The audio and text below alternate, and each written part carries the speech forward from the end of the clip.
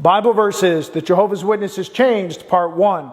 In John 1:1, we read that in the beginning was the Word, and the Word was with God, and the Word was God.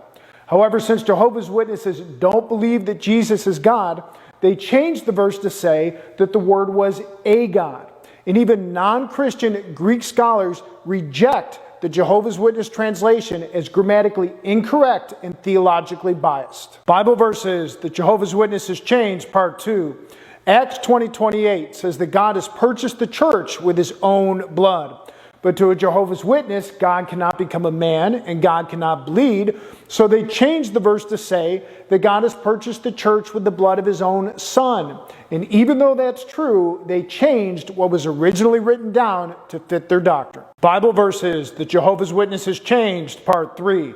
In John 8:58, Jesus said, "Most assuredly I tell you, that before Abraham was, I am."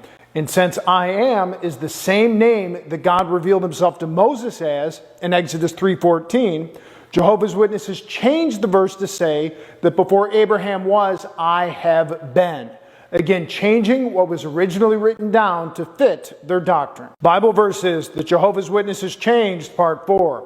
In Genesis 1 verse 2, we read that the Spirit of God was hovering over the face of the waters.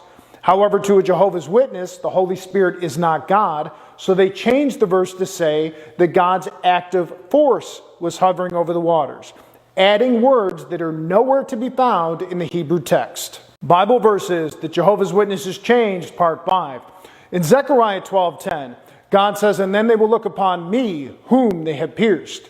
But to a Jehovah's Witness, God cannot become a man and God cannot bleed. So they changed the verse to say, "Then they will look to the one they have pierced." Again, altering the text to fit their doctrine that Jesus is not God. Bible verses that Jehovah's Witnesses changed, part 6.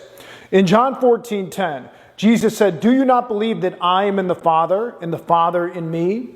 Now, to avoid the clear implication that Jesus and God the Father are one in essence, Jehovah's Witnesses changed the verse to read, "Do you not believe that I am in union with the Father and the Father in union with me?" Bible verses that Jehovah's Witnesses changed, part 7.